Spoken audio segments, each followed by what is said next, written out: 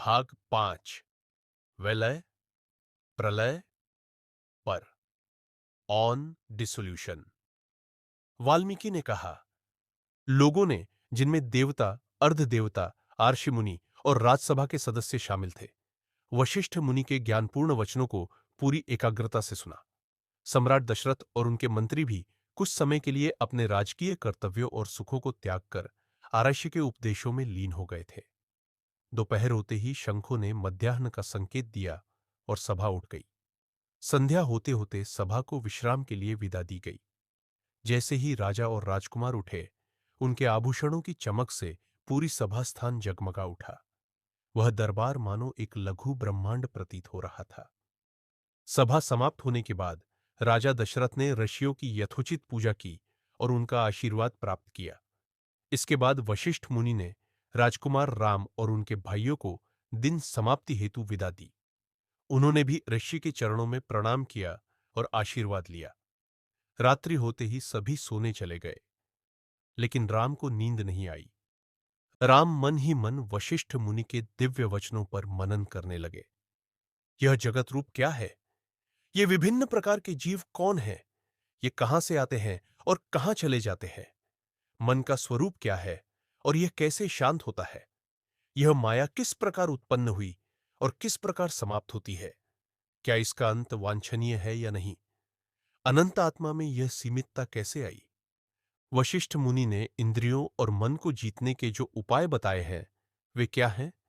ये इंद्रियां ही तो दुख का कारण है।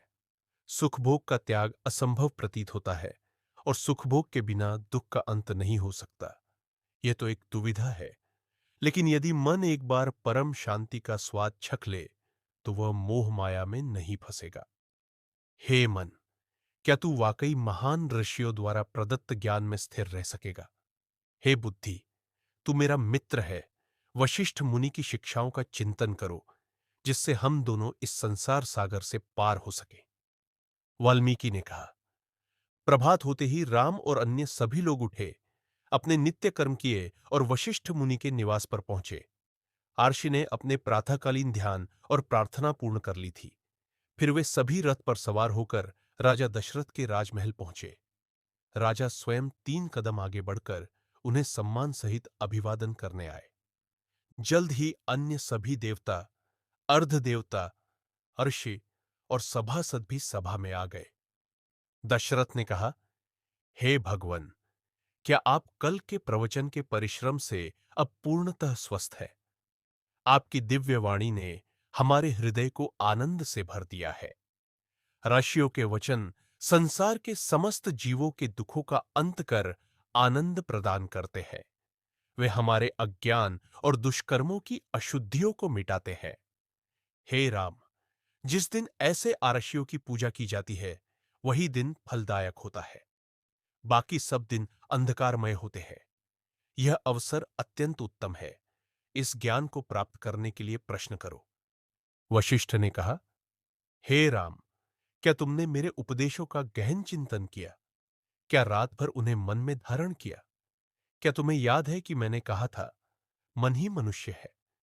क्या तुमने सृष्टि की उत्पत्ति के रहस्य पर विचार किया?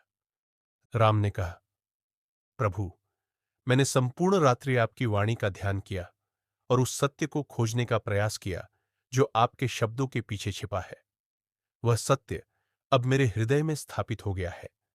वे वचन जो परम आनंद प्रदान करते हैं, कौन उन्हें नहीं अपनाएगा? कृपया अपना उत्कृष्ट प्रवचन पुनः प्रारंभ करें। वशिष्ठ ने कहा, हे राम, अब मैं तुम्हें इस सृष्टि के विलय और परम शांति की प्राप्ति का उपदेश दूंगा।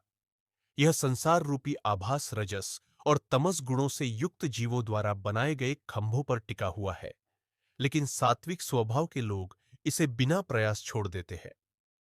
जो भी व्यक्ति सत्संग, शास्त्रों का अध्ययन और आत्मनिरीक्षण करता है, वह अपने भीतर के सत्य को स्पष्ट रूप से देखता है। जब तक यह अनुभव प्रत्यक्ष नहीं होता, तब तक सत्य को जाना नहीं जा सकता। अतः हे राम, सत्य और असत्य में विवेक करो। जो प्रारंभ में नहीं था और जो अंत में नहीं रहेगा, उसे कैसे सत्य कहा जा सकता है? केवल वही सत्य है जो सदैव था और सदैव रहेगा। जन्म, वृद्धि सब मन से है। जब सत्य प्रत्यक्ष होता है तो मन स्वयं अपने अज्ञान से मुक्त हो जाता है। इसलिए मन को धर्म, सत्संग और वैराग्य के सहारे पथ पर लाओ। गुरु के चरणों में शरण लो। उनकी शिक्षाओं के पालन से धीरे धीरे शुद्धि प्राप्त होती है। आत्मा को आत्मा द्वारा ही देखो। जब सत्य का बोध हो जाता है तो भ्रम नहीं रह जाता। अज्ञान ही दुख का कारण है। आत्मज्ञान से आनंद और शांति प्राप्त होती है।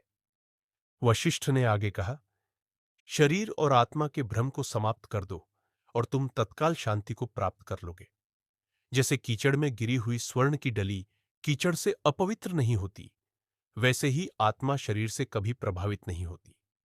मैं बार बार उच्च स्वर में कहता हूं, आत्मा एक वस्तु है और शरीर दूसरी, जैसे जल और कमल अलग है। पर कोई मेरी बात नहीं सुनता। जब तक यह जड़ और अचेतन मन सुख के मार्ग पर चलता रहेगा, तब तक यह अज्ञान रूपी अंधकार नहीं हटेगा। लेकिन जिस क्षण यह जागृत होकर आत्मस्वरूप पर विचार करता है, उसी क्षण यह अंधकार दूर हो जाता है। इसलिए निरंतर प्रयास करो कि यह मन जो शरीर में स्थित है, जागृत हो जाए, जिससे तुम उस निरंतर परिवर्तनशील अवस्था से ऊपर उठ सको। क्योंकि यह परिवर्तन ही दुख का कारण है। जैसे आकाश धूलकणों से दूषित नहीं होता, वैसे ही आत्मा शरीर से अप्रभावित रहती है। सुख और दुख केवल कल्पनाएं हैं। जैसे कोई आकाश को धूल से मलिन मान लेता है। वास्तव में न तो सुख शरीर का है, न ही दुख आत्मा का। आत्मा इन सब से परे है। ये केवल अज्ञान के परिणाम है। उनके लोभ से कोई हानि नहीं होती। न सुख किसी का है, न दुख किसी का। सब कुछ वही आत्मा है जो परम शांति और अनंत स्वरूप है। इसे जानो, हे राम। आत्मा और संसार न तो पूर्णतः एक है, न अलग अलग। सब कुछ केवल सत्य का प्रतिबिंब मात्र है। केवल एक ब्रह्म ही है। मैं इससे भिन्न हूं। यह मात्र कल्पना है। इसे त्याग दो, हे राम। वही एक आत्मा अपने भीतर ही स्वयं को अनंत चैतन्य रूप में देखती है। अतः न कोई दुख है, न मोह, न जन्म, सृष्टि, न ही जीव। जो है बस वही है। दुखों से मुक्त हो जाओ, हे राम। द्वैत से परे हो जाओ। आत्मा में स्थिर रहो, यहां तक कि अपने कल्याण की भी चिंता छोड़ दो। भीतर शांत रहो, चित्त स्थिर रखो। मन में कोई दुख न रखो। अंतर मन की मौनता में विश्राम करो। अकेले रहो, बिना स्वेच्छाचारी विचारों के। वीर बनो, मन और इंद्रियों पर विजय प्राप्त करके। इच्छा रहित बनो, जो स्वतः प्राप्त हो उसी में संतुष्ट रहो। कुछ पाने या छोड़ने की चेष्टा के बिना सहज रूप से जियो। सब मानसिक विकारों और मोह के अंधकार से मुक्त रहो। अपने आत्म स्वरूप में संतुष्ट रहो। इस प्रकार समस्त क्लेशों से मुक्त हो जाओ। अपने आत्मा में उसी प्रकार विस्तृत होकर निवास करो, जैसे समुद्र अपने पूर्ण रूप में स्थिर रहता है। अपने आत्म स्वरूप में उसी प्रकार आनंद लो, जैसे पूर्णिमा का चंद्रमा अपनी किरणों में आनंद लेता है। वशिष्ठ ने आगे कहा, हे राम, जो यह जानता है कि सभी क्रियाएं केवल चैतन्य के अस्तित्व के कारण ही हो रही है, जैसे एक क्रिस्टल अपने पास के वस्तुओं की छवि दिखाता है, बिना किसी प्रयास के, वही मुक्त है। जो लोग इस मानव जीवन को पाकर भी ऐसे निर्विकल्प कर्म में रुचि नहीं लेते, वे स्वर्ग से नरक और नरक से फिर स्वर्ग जाते रहते हैं। कुछ ऐसे हैं जो निष्क्रियता को ही अपना मार्ग मानते हैं। वे सभी क्रिया को त्याग कर या दमन करके निष्क्रिय हो जाते हैं। वे नरक से नरक, दुख से दुख, भय से भय की ओर जाते हैं। कुछ लोग अपनी प्रवृत्तियों और कर्मों के फलों की आकांक्षा में बंधे रहते हैं। वे कभी कीड़े मकोड़े बनते हैं, फिर पेड़ पौधे, फिर से कीड़े और पुनः वही चक्र। लेकिन कुछ ऐसे भी हैं जो आत्मा को जानते हैं। वे धन्य हैं। उन्होंने मन की प्रकृति की गहनता से जांच की है और सभी वासनाओं को पार कर लिया है। वे उच्चतर चेतना के स्तर पर जाते हैं। जो इस जीवन में अंतिम बार जन्म लेता है, वह सात्विकता और थोड़े से रजोगुण से युक्त होता है। जन्म से ही वह पवित्रता में वृद्धि करता है। श्रेष्ठ ज्ञान सहजता से उसमें प्रवेश करता है। मैत्री, करुणा, विवेक, भलाई और उदारता जैसे गुण उसमें वास करते हैं। वह सभी उचित कार्य करता है, लेकिन उनके फल यदि लाभ हो या हानि, तो वह विचलित नहीं होता। न वह हर्षित होता है, न ही शोकाकुल। उसका हृदय निर्मल होता है। लोग उसे सच्चे हृदय से खोजते हैं। ऐसा व्यक्ति जो इन समस्त सद्गुणों से परिपूर्ण होता है, एक आत्मज्ञानी गुरु की शरण लेता है, जो उसे आत्मज्ञान के मार्ग पर ले जाता है। तब वह आत्मा को जानता है, जो एकमात्र ब्रह्म है।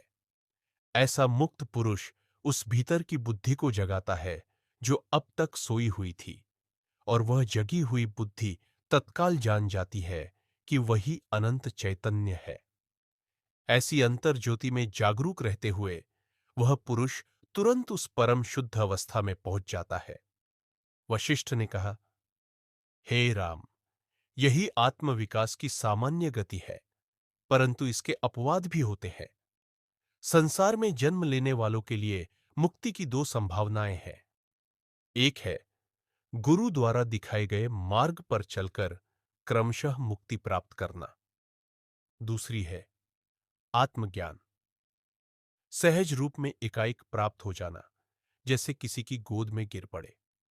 मैं तुम्हें एक प्राचीन कथा सुनाऊंगा, जो दूसरी स्थिति अर्थात तत्काल आत्मबोध को दर्शाती है। कृपया ध्यानपूर्वक सुनो। मुख्य उद्देश्य, संसार की माया को समझना और पार करना। यह संसार एक अस्थायी और माया से युक्त आभास मात्र है। इसके पीछे जो स्थायी तत्व है, वह आत्मा है। यह कथा हमें यह सिखाती है कि हम इस जगत की वास्तविकता को जांचें और भ्रम से ऊपर उठें। मन और आत्मा का भेद जानना। मन ही बंधन और मुक्ति का कारण है। यदि मन शांत हो जाए, तो आत्मा में स्थित हुआ जा सकता है। कथा का उद्देश्य यह स्पष्ट करना है कि आत्मा शरीर से अलग और अकलुष है। आत्मज्ञान के मार्ग की ओर प्रेरित करना। कथा यह दिखाती है कि दो मार्गों से मुक्ति संभव है। एक, गुरु के निर्देशन में धीरे धीरे चलना, और दूसरा, एकाएक आत्मबोध हो जाना। दोनों ही स्थितियां आत्मज्ञान की ओर ले जाती है। द्वैत से अद्वैत की ओर यात्रा। यह कथा व्यक्ति को मैं और दुनिया के द्वैत से हटाकर सर्वम खलविदम ब्रह्म, सब ब्रह्म है, के अद्वैत भाव में स्थित होने की प्रेरणा देती है। शांति और संतोष की अवस्था में प्रतिष्ठित होना। अंतिम उद्देश्य यह है कि व्यक्ति अपनी चंचलता, वासनाओं, इच्छाओं से ऊपर उठकर उस परम शांत आत्मा में स्थित हो जाए, जो शाश्वत, पूर्ण और आनंद स्वरूप है। मुक्ति, लिबरेशन को जीवन का परम लक्ष्य बनाना। यह कथा दर्शाती है कि जन्म मरण के चक्र से मुक्ति पाना ही मानव जीवन का सर्वोच्च लक्ष्य है, और वह आत्मा के साक्षात्कार से ही संभव है। संक्षेप में, यह कथा राम के माध्यम से सभी साधकों को यह बताती है कि संसार की माया में फंसे बिना आत्मविचार और गुरु उपदेश के द्वारा आत्मस्वरूप की पहचान कर पूर्ण शांति और मुक्ति को प्राप्त करना ही मानव जीवन का सर्वोच्च उद्देश्य है। कथा का अंत। वशिष्ठ ने राम को बताया कि आत्मज्ञान की दो विधियां हैं: क्रमिक साधना और गुरु के निर्देश से मुक्ति की ओर बढ़ना। सहज और अचानक आत्मबोध, जिसमें कोई भीतर से जागृत होता है और तुरंत ब्रह्म की अनुभूति करता है। कथा के अंत में वशिष्ठ ने राम से कहा कि वह एक प्राचीन कथा सुनाएंगे, जो इस तत्क्षणिक आत्मज्ञान को दर्शाती है, और यहीं इस अध्याय का समापन होता है।